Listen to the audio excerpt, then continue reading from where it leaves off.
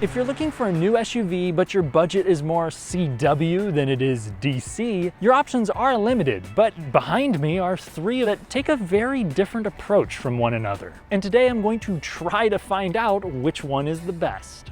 Despite these three particular cars having identical prices and footprints, they have less in common than a drag race and a drag race. All new for 2024 is the Subaru Crosstrek, which is an admittedly pricey lifted Impreza hatch with noteworthy capabilities to back up its outdoorsy fenders. The Mazda CX-30, while polarizing, is the most luxurious and affordable option here. And the Toyota Corolla Cross is the SUV embodiment of your dad's New Balance shoes. Useful, comfortable, and maybe a little too deprived of soul.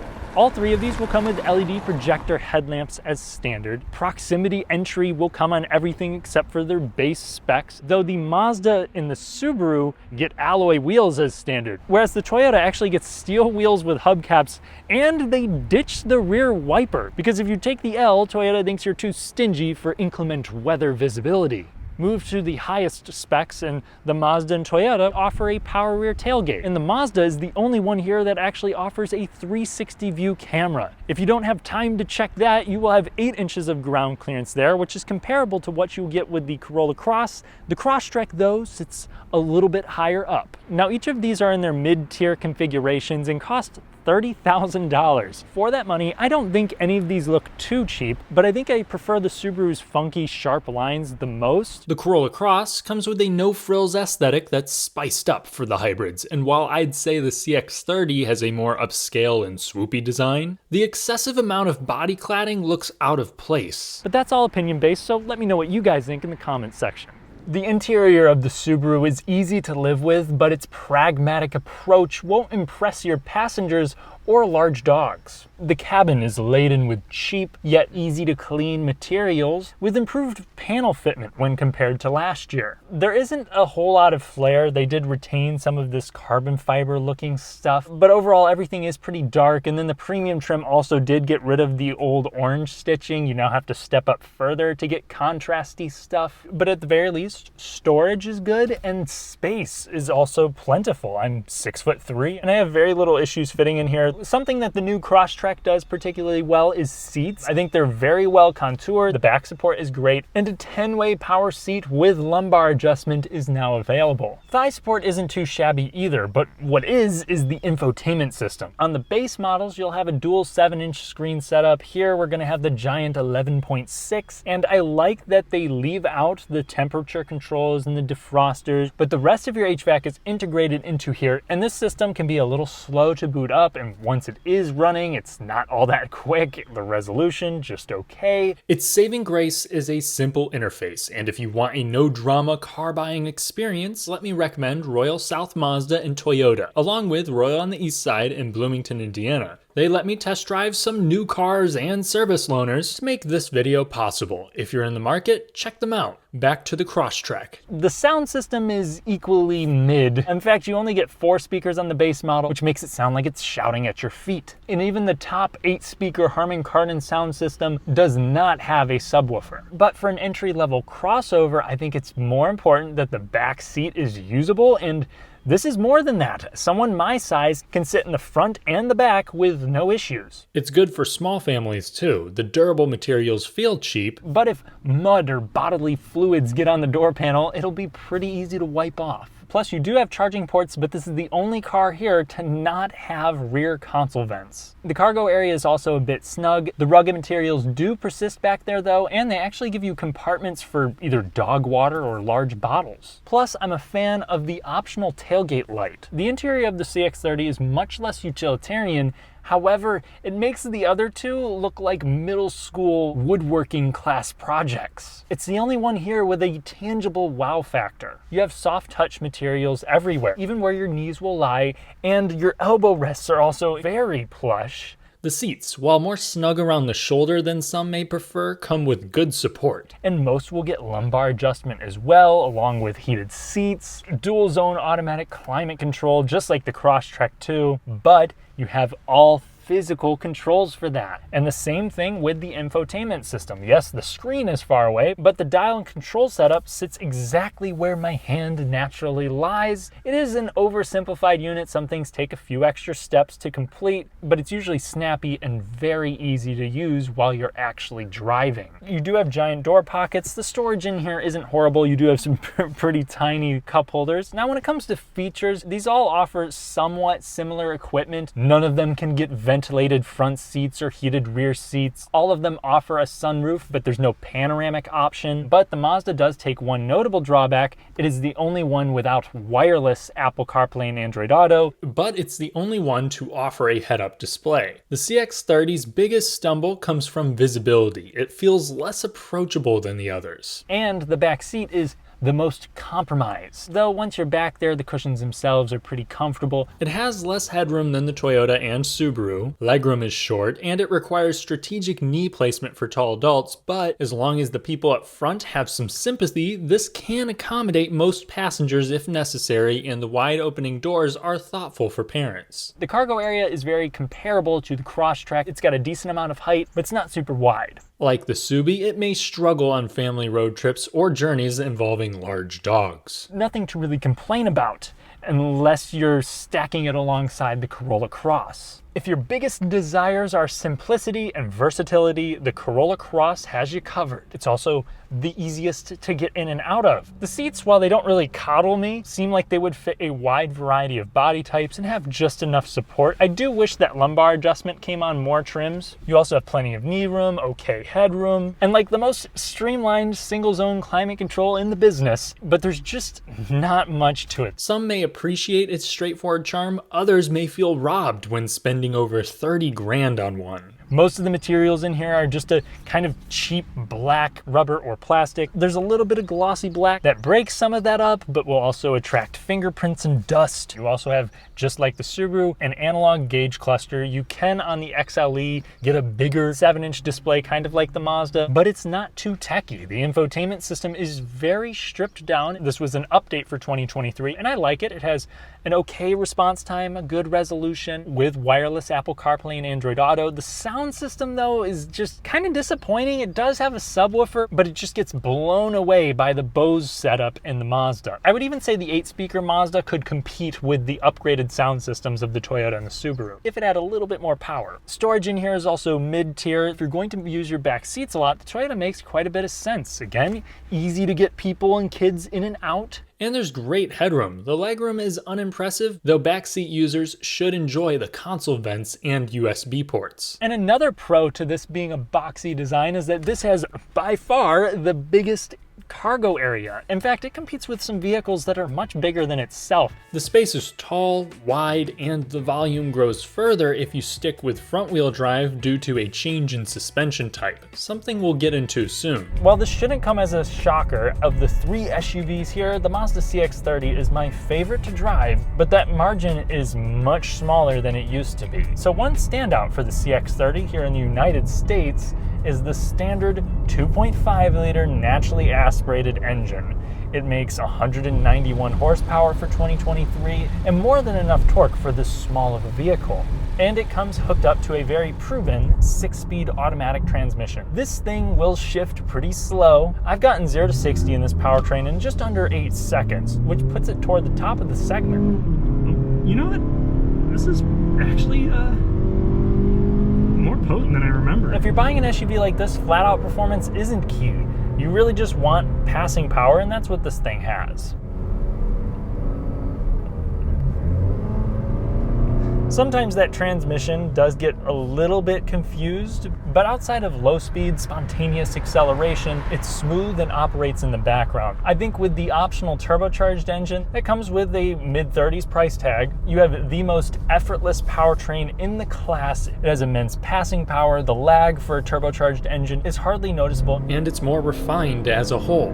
This thing gets up to highway speed much easier than its 2-liter foes. And once you're there, you're gonna be cruising at about 2,000 RPM. There's a touch of wind noise, a little bit of road noise, but overall for $30,000, it's a pretty quiet SUV. The gas mileage is also quite competitive since they updated the cylinder deactivation. All three are efficient, but if you want the running cost of a bicycle, the hard-to-find Corolla Cross Hybrid should do you best. The CX-30 is by no means abusive. Over your more mild imperfections, it remains very smooth. As the road becomes more harsh, the CX-30 can't mask out everything. The ride is maybe a touch firm for the class, though overall compliant. Throwing this around corners, you will immediately notice how dialed in this steering is. It's not super quick, it feels very sure of itself, it's super predictable and natural, but at lower speeds, it is kind of heavy. But I do still like how they pump in some steering feedback. Now this does have torsion beam rear suspension, something that was a little bit controversial whenever the CX-30 first came out, but throwing it around corners, I mean, you really gotta be paying super close attention in order to pick it out. Some of that nature where it gets a little bit jittery over repeated bumps, likely due to the lack of independent rear suspension, but it is well dampened. It's not a very heavy vehicle. So overall, I'd still label it as confident, especially for the footprint. The way the CX-30 handles makes it feel more expensive, and that coincides again with that more luxurious cabin. But one drawback in this pursuit for premium is visibility. On the road, it just feels very closed off. This beltline is really high. Some won't mind it or may even find that it adds to the luxury car persona. A lot of other people will turn away before even driving it. The powertrains in the Crosstrek are strictly business. So you're gonna have a 2-liter naturally aspirated Boxer 4. It's gonna make 152 horsepower and 145 pound-feet of torque. Now, if you get a Sport Limited or Wilderness trim, you'll get the 2.5 liter, both of which are hooked up to a continuously variable transmission and give you the same and lack any sort of emotion. But I got the last generation 2.5 to 60 in a hair under 8 seconds. Now, even though a CVT is usually complained about, I actually think it's the right transmission for this weak of an engine, as it really keeps this thing from getting bogged down or lugged. So even though it can be a little sluggish from a stop, not as bad as the Honda HR-V, it's more smooth than they used to be. Sometimes it'll mimic shifts if you're giving it, half throttle or something. However, if you're in high elevation or you're carrying around quite a bit of payload, it's gonna feel wheezy, and I would recommend jumping to a sport trim. Now, if you want a small amount more of low-end grunt, you can get an increased final drive ratio if you go with the Wilderness trim, which also gives you increased suspension travel, which may make this even more impervious to rough roads, but also adds a little bit of ground clearance and smooths things off-road. And there's various other upgrades to that as well. Every Crosstrek will also have X mode standard, which, among other things, uses the brakes to help divert power side to side to help get you over obstacles, and it works very well. The 2.5 liter models also get that with 2 modes to help better fit the mood, and the Subaru system is the only one here that is truly full-time, and it can divert a large majority of torque to either axle, whereas the others are primarily front drive but can send up to 50% to the rear in certain scenarios. One key advantage the Mazda and Subaru hold over the rest of the class is standard all-wheel drive. Also, the Corolla Cross is the only one here that doesn't have a dedicated off-road mode that does that brake vectoring. From watching videos, the Mazda system seems to work pretty well. If you're shopping in this class and you really want something that you can take to very remote camping spots, the Crosstrek is a no-brainer. And if you're planning on towing, this can actually pull up to 3,500 pounds if you get the Wilderness. The other ones can tug 1,500, just like the Corolla Cross. The Mazda CX-30 actually isn't rated. Now, taking this over the worst road that I can think of, it performs phenomenally. It's smooth over the light to medium sort of impacts. You can still feel some of what's going on underneath you. Hit some of the larger breaks in the pavement and it barely phases the Subaru. This actually handles pretty well too. For 2024, they gave this dual pinion steering, and to make things simple, it gives you a more direct feel of the road. And while it's not really providing me with a ton of feedback, and I think that the Mazda's build up in weight is superior. This isn't completely numb, and it's very precise. It feels tight on center, which pairs nicely with the quick steering. And pushing it around corners with imperfections, the full independent suspension is very stable and controlled. There is a little bit of body roll, but for the class, it is well kept. It's a tossable little crossover that's borderline fun to drive if you forget that the powertrain has the personality of a washer machine. I'm still tearful over the death of the flawed yet endearing 6-speed manual Crosstrek. It would have been great here, but that's not a big deal for most in this market. At 65 miles per hour, this thing is gonna rev, around 1,500 to 2,000 RPM, and it's really not that loud. I would call it on par with the Mazda. The Toyota and the Subaru also have a leg up when it comes to your active driving aids. All of these will have autonomous braking and adaptive cruise control as standard, but the Mazda, you have to get the top trim in order to get lane centering, and then it's only going to work up to like 40 miles per hour. It's not something the brand focuses on. Blind spot monitoring is available or standard on most trims of each. On the road, the Toyota Corolla Cross is just as easy to drive as a riding lawnmower, and it's about as fun to drive as one too. Under the hood, you're going to have a 2-liter naturally aspirated inline-4. It makes 169 horsepower, but it does need to be wrung out in order to get the full extent of its grunt, and it doesn't sound particularly happy about doing so. Anyway, it feels identical to the 2-liter Crosstrek, and the acceleration numbers are roughly the same too. Expect a mid-9 second 0 to 60. Now the party piece that this has is its transmission. It is a CVT with a launch gear. It's supposed to allow for more linear, natural takeoffs. It does a good job shifting smoothly into its continuously variable form. It's also pretty responsive once you get going. It delivers acceleration sufficient for the target audience, but I wouldn't advise this powertrain if you're at high elevation or carrying a full load constantly. If you can find one and you can afford it, go with the hybrid. It dropped the 0 to 60 to 7.4 seconds for me. It has improved response and stellar gas mileage. That's going to use a detuned version of the 2-liter engine, a trusty eCVT, and 2 drive motors, one at the front and one at the rear for standard all-wheel drive. Pulling up to highway speeds,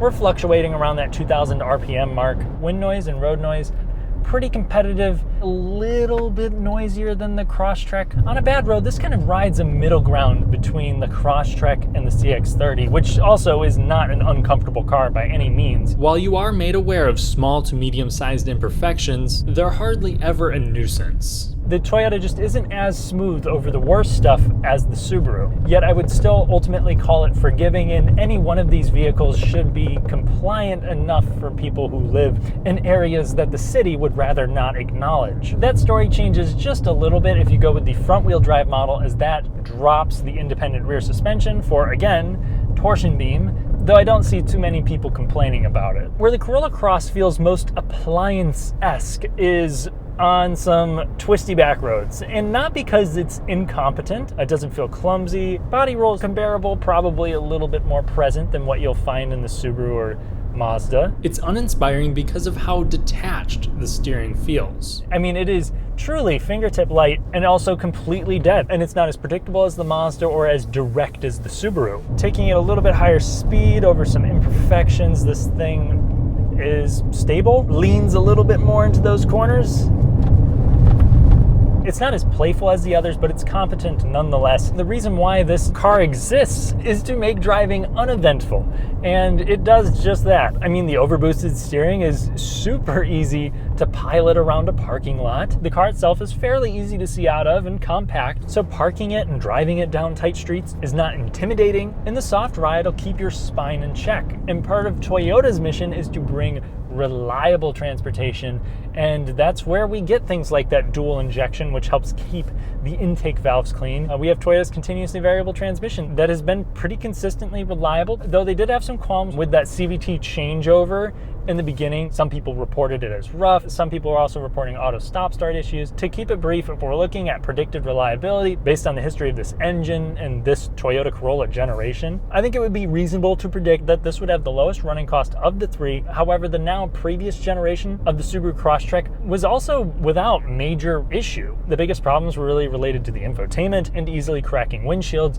The Mazda CX-30, outside of a valve seal issue for the 2021 model year turbos, has also been pretty good, though some minor issues did persist. But either way, if you highly prioritize reliability, I would still be comfortable recommending any one of these. The Toyota just takes that one step further. Safety-wise, the Mazda CX-30 sweeps the floor with good ratings through every test, whereas the 2024 Crosstrek has not been tested and the Corolla Cross has not undergone the new assessments yet. And when it comes to vehicles like this, in order for me to choose a winner, I need to get into a practical mentality. Honestly, if you care about utility the most, the Corolla Cross is the winner. And it also provides you with pleasant, no drama ride quality, high efficiency, and Toyota's reputation for longevity. Not to mention, its rational appeal is unmatched in hybrid form. No matter which powertrain you go with, the Cross is devoid of soul. The Mazda, on the other hand, absolutely obliterates these when it comes to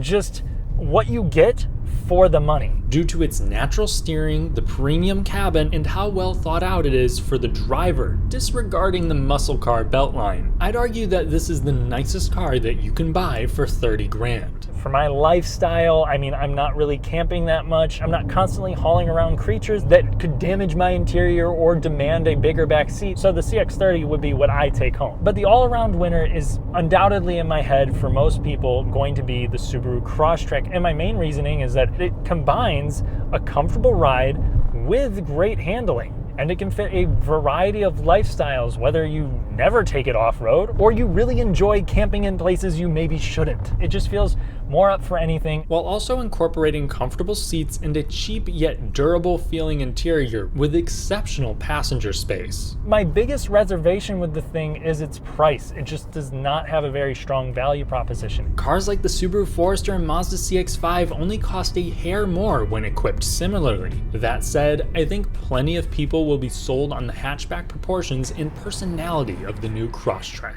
Now let me know your choice in the comments. Thanks for watching. If you enjoyed the video, then leave a like to help me sneak into the YouTube algorithm. Subscribe and hit the notification bell for more fun, detailed car content without fluff. Check out my Patreon for an additional podcast, and I'll catch you in the next one.